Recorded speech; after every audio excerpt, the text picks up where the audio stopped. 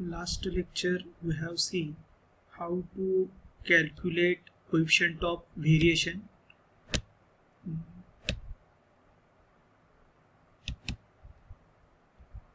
This is calculated by using this formula CV is equal to S upon X bar, where capital S is standard deviation and X bar is a mean, and it is expressed as percentage of 100. Then we have seen these two examples, stock A and stock B. Here standard deviation is 5, same standard deviation, only average mean bar is more here. That's why this value will be less, as CV is equal to standard deviation upon mean. Means this stock B is less variable related to its price because this coefficient of variation is less. Once again, there is one more thing. We will able to calculate Z-score, and the purpose of to calculate the Z-score is to locate what are the extreme outlier values, and for that purpose what we have to do, we have to compute Z-score of data value, subtract the mean and divide by the standard value. The Z-score is the number of standard deviation a data value is from the mean, and this data value is considered an extreme outlier. Z-score is less than -3 or greater than +3. The larger the absolute value of Z-score, the farther the data value is from the mean. This is some information about the Z-score, and the main thing is we can say that the value is outlier if it is less than -3 or greater than -3. Okay, and here is the formula to calculate Z-score: X minus X bar divided by S. X is the represents the data value, X bar is the sample mean, and S is the sample standard deviation. We already know how to calculate standard deviation. Now just take one example. Here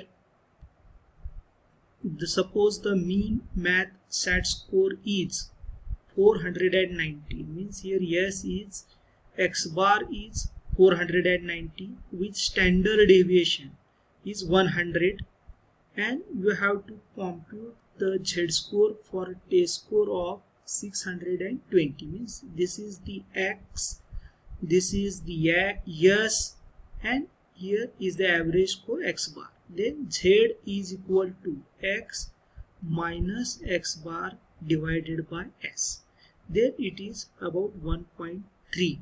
As we know, the Z-score is if less than -3 or greater than +3, then it is called as an outlier. But this value is in between this 1.3.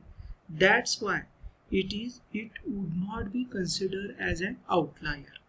Then this Z-score is also useful to understand the shape of the curve or how the data is distributed. Just take an example. Here if the mean is less than median, then the data is distributed left side. That's why it is called as left skewed. If the mean and median is same, then the data distributed is symmetric about this mean or median line. If the mean is more as compared to median, then the data is distributed towards right hand side, and you will get this type of shape. These are very important. Only by understanding mean, median, you can understand how the data is distributed about the mean or median. And now we will see the theory of control chart. Here a process is a repeatable series of steps leading to specific goal. The control charts are used to monitor the variation in a measured value from the process. An inherent variation refers to a process variation that exists naturally. This variation can be reduced but not eliminated. Means there are two types of variations. These inherent variations are that are exist naturally. We are having very low control over this variation, and you have to understand this variation exists, as well as you have to understand the variation caused by others. Means the control chart indicates when changes in data are. This is called as spatial or assignable causes, and second is common or chance causes. These spatial or assignable causes, the fluctuations are not inherent to a process, data outside control limits or trend, and represents problem to be corrected or improvement to incorporate into the process. It's called as assignable causes or spatial causes. And these common causes are inherent random variations, and it consists of numerous small causes of random variability. Just we will understand in more detail what are these. This is the process variation. The total process variation is equal to common cause variation and spatial cause variation.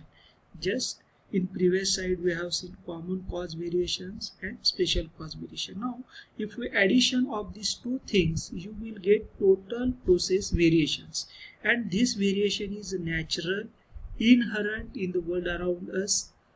No two product or service experience are exactly the same. With a fine enough gauge, all things can be seen to different. These are the total process variation, and this is due to the differences. Is why these process variations happen, due to the differences in people, because the same process is carried by a different peoples, is having different attitude, different skill. That's a result in the variation in the process. Also, even two machines are not identical. Their vibrations are different, their material or structure is different, then there is methods may be different, measurement may be different, or environment may be different. You can take an example. Suppose two students are doing a job on lathe machine. If the material is, even though the material is cut from the same ballet, the process or heat treatment may be different. That why the properties even in the same bar may be different, and you have to make a two job. Then individual skill is important. The machines history, maintenance or its repair and is also different, as well as the method, the measurement tools, equipment used, and the environment. All these things are affecting on the process. That's why some jobs are rejected, some jobs are accepted, some jobs are very excellent by the students. That this is due to the variation in these things. Then we will see what are the common causes of variations. These are the naturally occurring and expected causes. The result of the normal variations is due to material, tools, operators, and the environment. This is natural variation. And next is spatial variation. These are due to abnormal or unexpected variation. This is called as assignable causes, and the variations beyond what is considered inherent in the process is called as common special cause variations. In this process, we will able to control this. We will not able to control this cause of variation. That's why total process variation can be reduced. Just see what are the control limits here. Upper control limit and lower control limit is equal to process average plus 3 into standard deviation. Lower control limit below average line is lower control limit process average minus 3 sigma or 3 into standard deviation. These are the control limits, and X bar is time variations. Now we will see the control charts basis. Even in quality tools, we have seen while drawing quality control charts, there is mean, there is upper control limit, there is lower control limit, and if the any observations goes above this upper control limit or below this lower control limit, we can say the process is not in control. Just see what is this. This blue zone is spatial cause variation or range of unexpected variability. It is shown here above the control chart, above the upper control limit as well as below the lower control limit, and the common cause variation, which is very expected variability, that will be here above 3 sigma and below 3 sigma of the process. You know how to calculate mean, you know how to calculate standard deviation, means we will able to calculate upper control limit, lower control limit.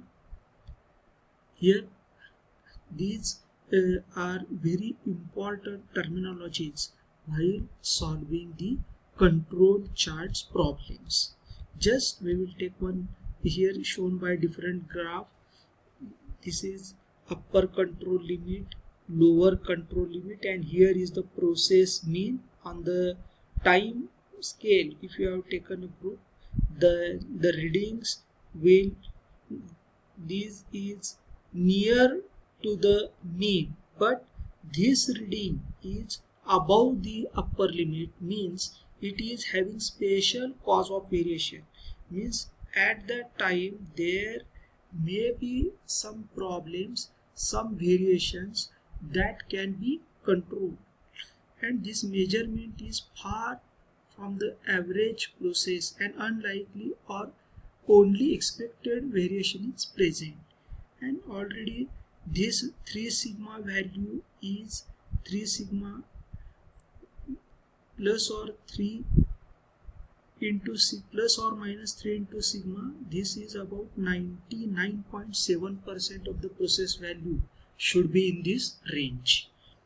Means after that, using this chart, control charts are used to check the process is whether in control or not. If the process is found to be out of control, then the steps should be taken to find and eliminate the spatial cause of variations. Okay, up till now what we have seen z-score, how to calculate z-score, and what are the different shape of the data of the variations, as well as we have seen the how to calculate the control limit, what are the total process variation, the common process variation, and spatial process variations, and when we have to identify the process is in control and process is in out of control. Okay, in next chart we will see X bar chart, R chart, how to draw it, and P chart, the process.